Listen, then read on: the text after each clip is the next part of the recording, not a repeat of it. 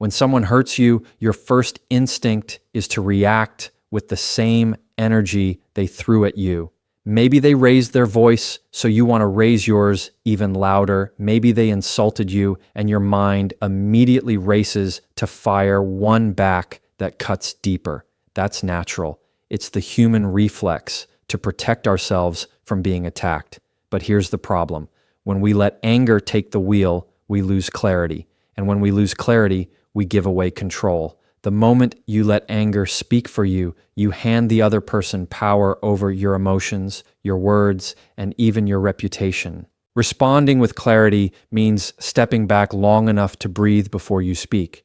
It's not about suppressing your emotions, it's about directing them. Think about it like this. Clarity is a shield, while anger is a weapon. When you shield yourself, you keep your dignity intact. When you lash out with a weapon, you might hit back, but you also risk wounding yourself in the process. People remember your reaction more than they remember the hurtful thing said to you. And if your reaction is fueled by anger, you'll often look back and regret it more than the original insult. Clarity keeps you anchored when someone tries to drag you into their storm. Imagine someone saying something cruel in front of others. If you respond with anger, they've succeeded in pulling you down to their level. But if you respond with calm clarity, something like, "I don't accept being spoken to that way," you instantly shift the power dynamic. Suddenly, the focus is not on your outburst, but on their behavior.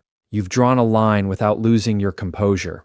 That's what preserving dignity looks like in real time. You're not pretending the hurt didn't happen. You're addressing it in a way that elevates you instead of shrinking you. The reason clarity is powerful is because it's intentional. Anger reacts, but clarity chooses.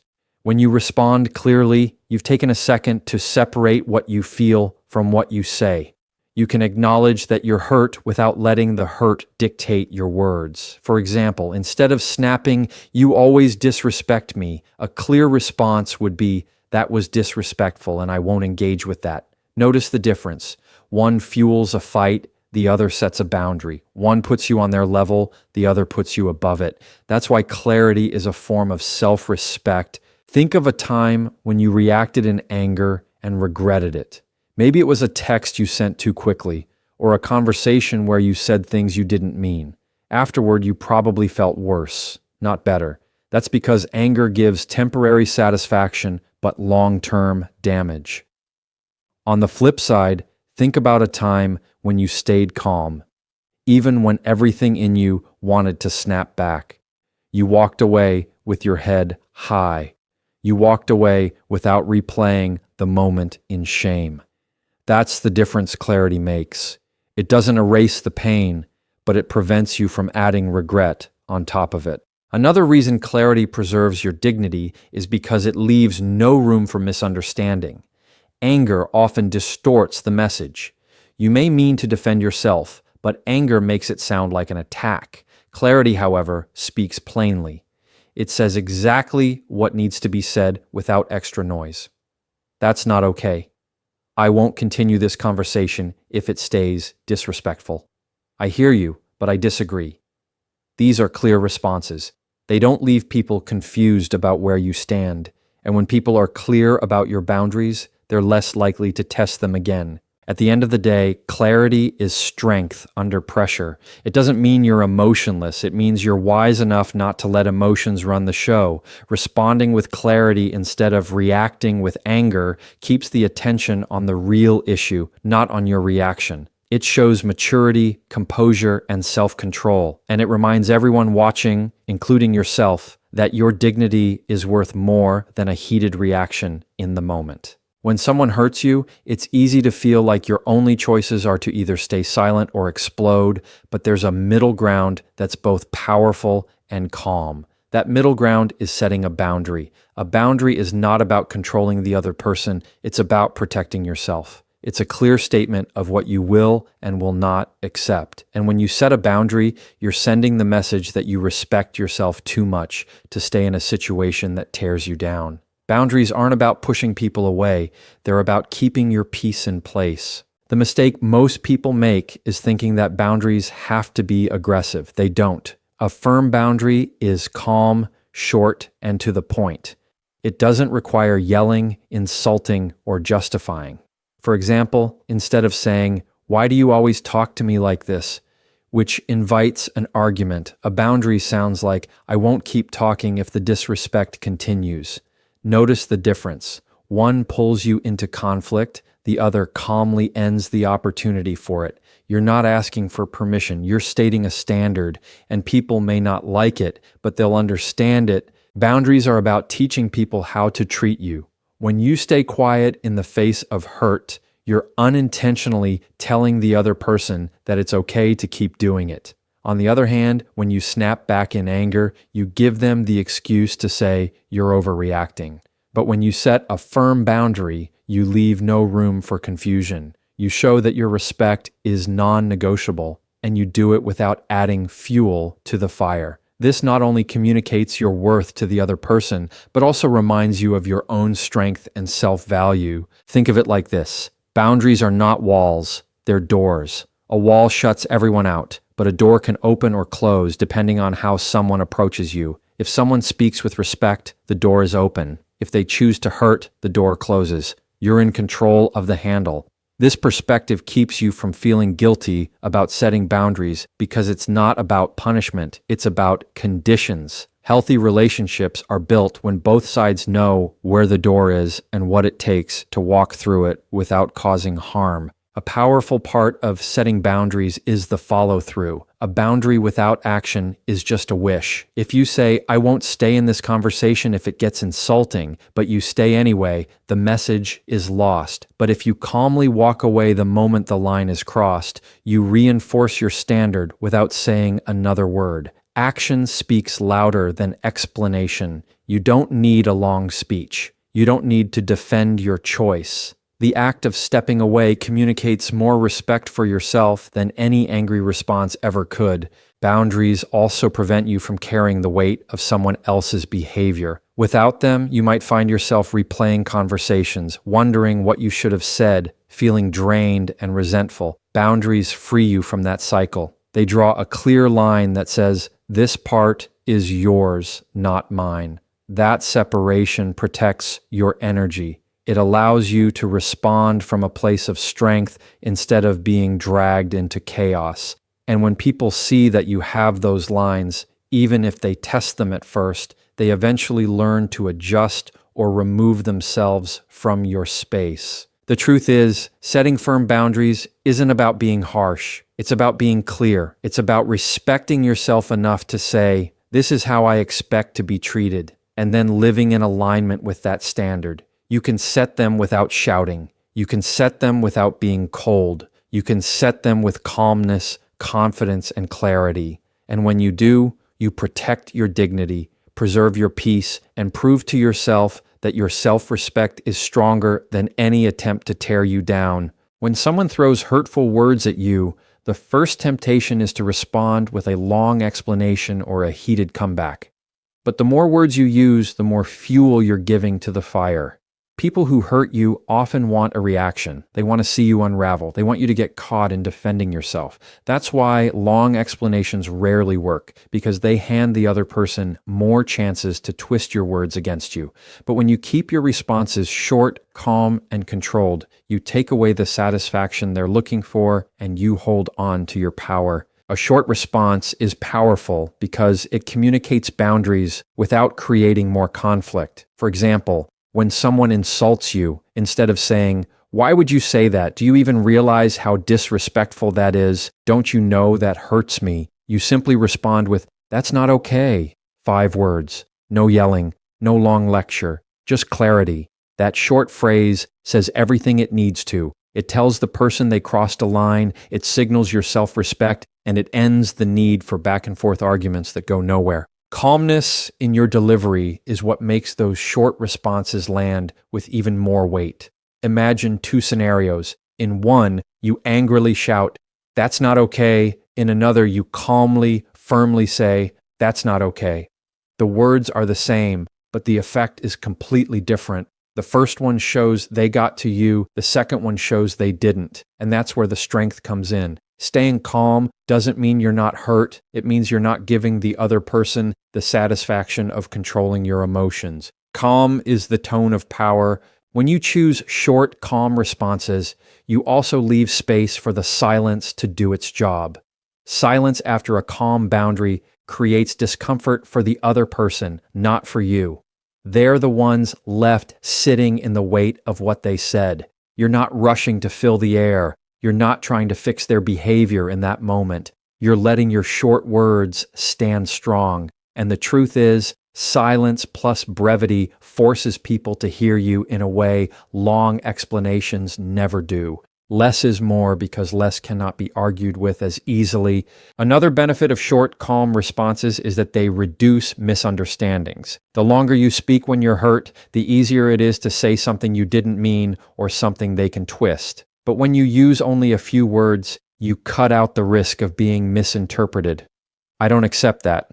That's disrespectful. Noted. These are short, simple, and impossible to distort. They put the weight of accountability on the other person without giving them a thread to pull on and unravel into more conflict. Think about the times you've tried to defend yourself to someone who was determined not to understand you. The more you talked, the less they listened. The more you explained, the more they dismissed. It's exhausting. But now think about the times you simply gave a short, calm reply and stopped there. The conversation either ended quickly or the other person had no choice but to sit with their own behavior. That's the quiet strength of brevity. It's not about winning an argument. It's about refusing to play a game that was designed for you to lose. Short, calm responses also protect your peace long after the conversation is over. You don't walk away replaying all the words you said, wondering if you went too far, regretting the extra fuel you gave to the conflict. Instead, you leave knowing you kept it simple, you kept it respectful, and you kept your power. The fewer words you use, the less you have to second guess. And that's the freedom you give yourself when you choose to respond with calm brevity instead of getting tangled up in the noise of hurtful words. When someone hurts you, one of the first traps they'll set is to make the conversation about them instead of about the harm they caused. They may try to shift blame, minimize what they said, or twist the situation so you're suddenly the one defending yourself. This is manipulation in disguise because it pulls your attention away from what you need and places it on their excuses. But here's the truth: you are not responsible for managing their comfort. Redirecting the focus back to your needs is the way you stop that cycle from ever taking root. When you redirect, you're not debating the details of what they did. You're centering the conversation on what you require moving forward. For example, instead of getting stuck in arguments like, "You shouldn't have said that, it was mean," which opens the door to denial, you say, "I need this conversation to stay respectful," or "I'm stepping away." Notice the difference. The first invites excuses and gaslighting. The second makes no space for it. You're not asking whether they agree with you. You're clearly stating what you will do to protect yourself. This shift is powerful because it takes away the manipulator's favorite weapon, control. People who hurt with words often want to bait you into endless back and forth debates where nothing changes. But when you redirect back to your needs, you stop playing defense and start playing offense. You're no longer answering their excuses. You're laying out your boundaries. That flips the entire dynamic. They can argue all they want, but you're not engaging in their game. You're standing firm in what you require, and that's where real strength shows. Redirecting also prevents emotional exhaustion. If you've ever been in a conversation where someone hurts you, then makes it about your reaction, you know how draining it feels. You leave the conversation questioning yourself instead of addressing the original harm. That's exactly how manipulation works. It confuses and exhausts until you give in. But by keeping the focus on your needs, you cut off that exhaustion at the root. You conserve your energy, you simplify the message, and you remind yourself that you're allowed to prioritize your peace over their approval. The beauty of redirecting is that it doesn't require long speeches. You don't need to explain every detail of why you feel hurt. You don't need to convince them to see your perspective. All you have to do is repeat your need calmly and consistently. I need this conversation to be calm. I need space right now. I need respect in order to keep engaging. These phrases are short, clear, and unshakable. They don't leave room for manipulation because they're not about convincing the other person, they're about declaring your standard. This approach also builds self-trust.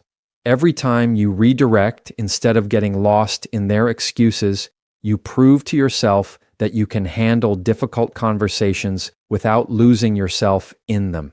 You teach yourself that your needs matter enough to take up space in the conversation. And once you start practicing this, you'll notice how much lighter you feel afterward. You won't replay the conversation in your head wondering if you explained enough, because you weren't there to persuade them. You were there to protect what you need, and that clarity keeps you steady. At the heart of this, redirecting the focus back to your needs is not about shutting people out. It's about refusing to be pulled into a cycle that was never going to serve you. It's about breaking patterns of blame, deflection, and guilt tripping by keeping the spotlight on what matters most: your peace, your dignity, and your standards. And when you consistently bring the conversation back to that, you remove the power of manipulation and put the power of choice back in your own hands. Silence is one of the most underrated responses when someone hurts you, because most people think silence means weakness or avoidance. But that's not true when silence is intentional. Silence is not shutting down, it's not running away, it's not pretending the hurt didn't happen. Intentional silence is a choice. It's the decision not to hand over your energy, your words, or your control to someone who is trying to provoke you. In the right moment, silence can say more than any speech ever could because it shows you are untouchable. The reason silence is powerful is because it denies the other person the reaction they are looking for.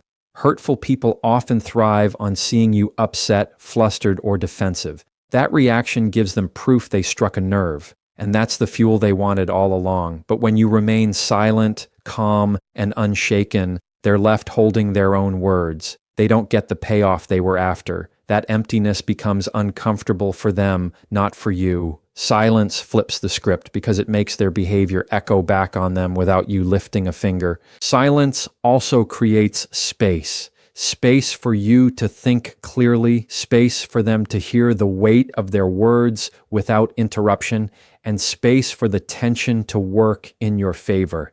Imagine someone insults you, and instead of arguing back, you just look at them and say nothing. That moment of silence stretches longer and longer, and suddenly the insult doesn't sound powerful anymore. It sounds petty. Silence has a way of shrinking the other person's words while enlarging your presence, and that's why it carries so much strength.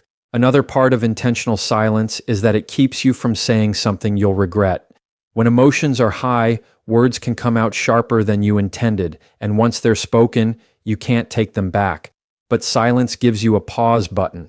It allows you to process your feelings before you decide if a response is even worth giving. Sometimes you'll realize the situation doesn't deserve any more of your energy.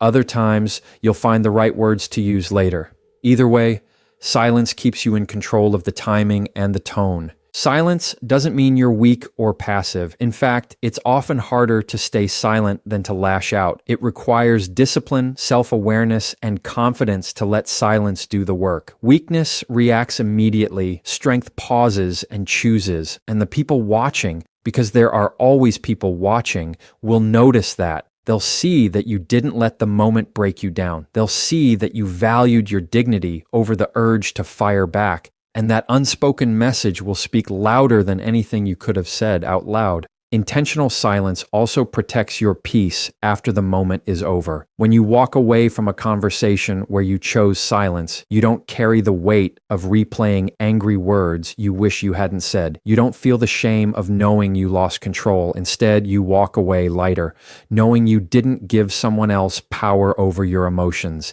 That's the gift silence gives. It not only protects you in the moment, it protects you long after the moment has passed. It keeps your dignity intact without adding regret on top of the hurt. At its core, intentional silence is about choosing not to fight battles that don't deserve your energy. It's about recognizing that not every hurtful word requires an answer and not every attack deserves your attention. Silence communicates strength because it shows that you are in control of yourself even when someone else is out of control. It is proof that you don't have to match someone's noise with more noise. You can let them speak and you can let their words fall flat while you remain steady, calm, and untouchable.